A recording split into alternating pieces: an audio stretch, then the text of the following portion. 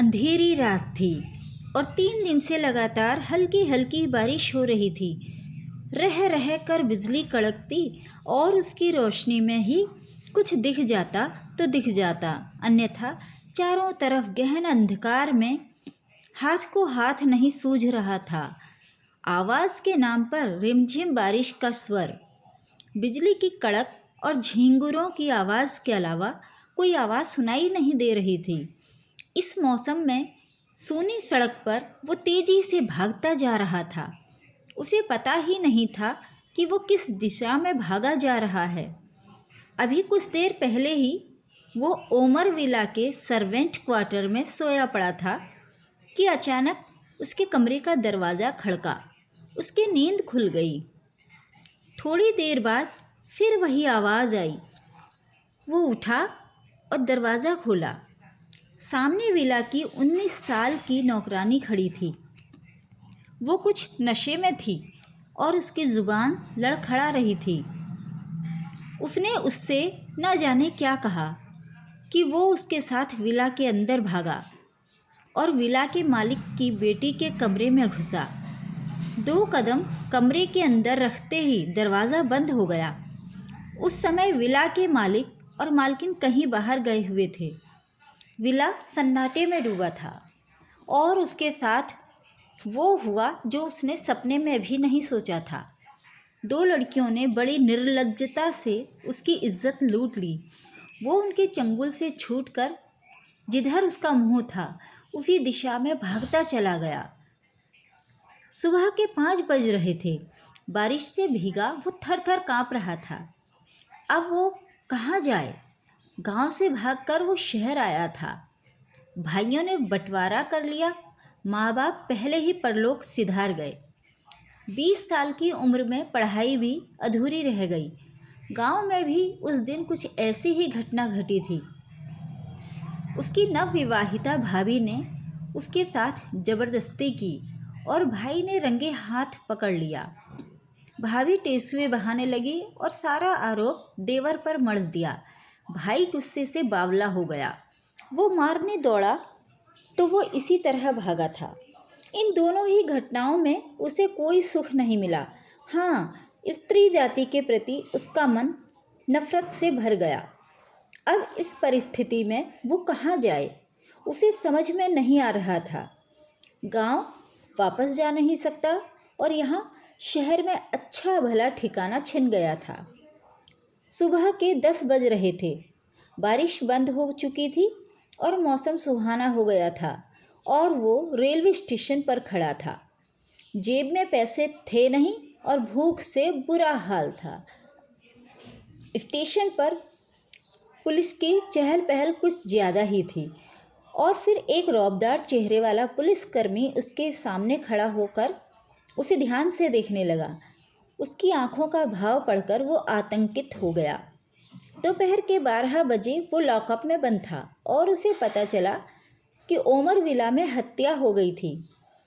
वो विला से गायब था, इसलिए शक की सुई उसकी तरफ थी।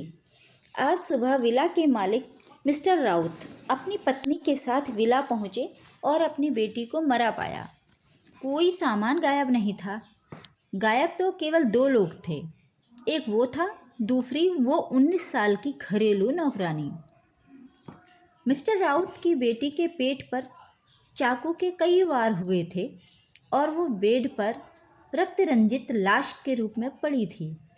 स्वाभाविक रूप से पुलिस ने इन दोनों लापता नौकरों को ही शक के घेरे में लिया और मिस्टर राउत के संबंधों के कारण प्रशासन अलर्ट मोड पर आ गया और शहर से बाहर निकलने के सभी रास्ते सील हो गए। वो पकड़ा गया। पुलिस अपनी सफलता पर स्वयं अपनी पीठ थपथपा रही थी। जब वो पकड़ा गया था तब उसके पेट में चूहे कूद रहे थे और इस समय उसकी भूख प्यास मर गई थी।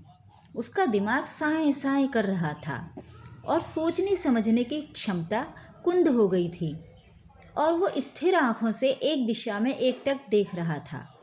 मिस्टर राउत ने अपनी पत्नी के साथ थाने में प्रवेश किया। लॉकअप में उस पर एक नज़र डाली और एक पेपर पर साइन कर वापस चले गए। उन्हें पोस्टमार्टम के लिए इंतज़ार करती अपनी बेटी की लाश के पास जाना था। उसे हथकड़ी लगाकर कोर्ट में पेश किया गया और पुलिस को 1 सप्ताह की रिमांड मिल गई। वो वापस लॉकअप में था। तभी एक नए रंगरूट दरोगा ने लॉकअप में प्रवेश किया और उसे लेकर रिमांड रूम में चला गया। रिमांड रूम जहां पुलिस अपराधी से हर तरीका आजमा कर पूछताछ करती है, देखने में ही डरावना लग रहा था। पूछताछ की जिम्मेदारी उसी रंगरूट दरोगा पर थी जिसकी उम्र महज 27-28 साल रही होगी। नया नया दारोगा था और घाघ अपराधियों से उसका पाला पड़ा नहीं था। अभी कुछ देर पहले ही वो घटना स्थल का मुआयना करके आया था। उसके एक हाथ में फाइल थी। उम्र तो उसकी केवल 27-28 साल थी, लेकिन वो मनोविज्ञान से स्नातक था और यह उसका प्रिय विषय था। मेज के एक सिरे पर वो सिर झुकाए बैठा था और दूसरी तरफ वो दरोगा जिसकी नेम प्लेट पर लिखा था रवि प्रताप सिंह, एक पेन से मेज खटखटाते हुए उसे ध्यान से देख रहा था। कुछ देर बाद इंस्पेक्टर आर.पी. सिंह ने उससे पूछा, कुछ खाएगा?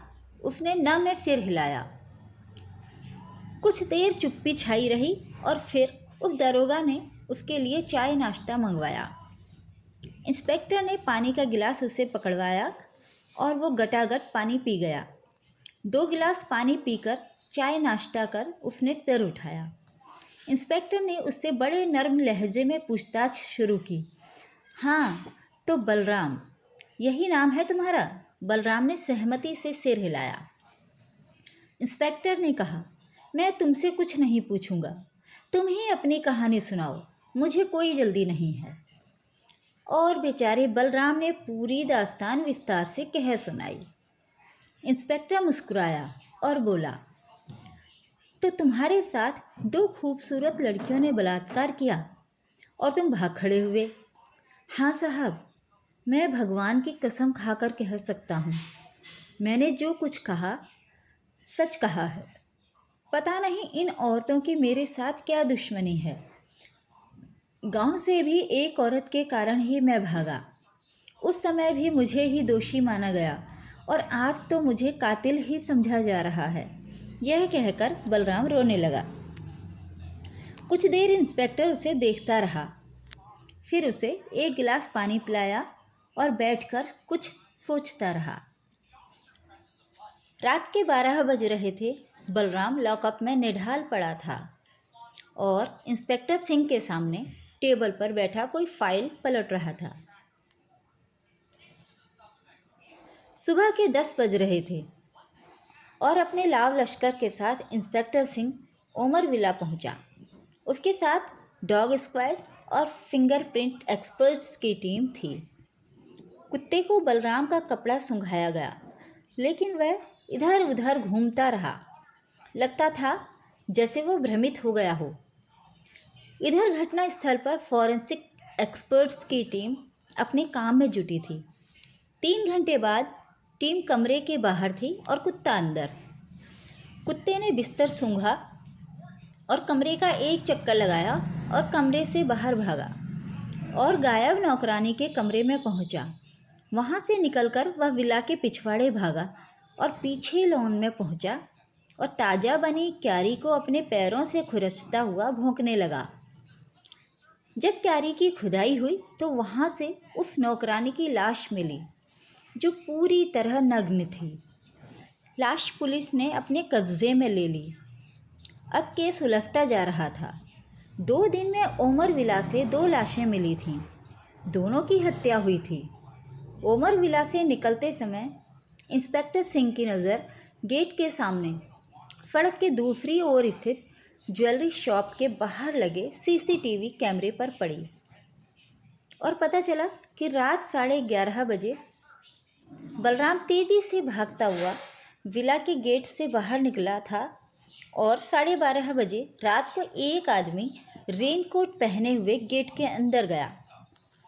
फिर 3 बजे वही आदमी बाहर निकला, लेकिन वो रेनकोट नहीं पहने था।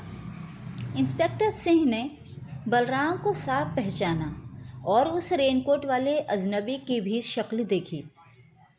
रोड की लाइट में उनके चेहरे दिख तो रहे थे, लेकिन रिमझिम बारिश के कारण स्पष्ट नहीं थे।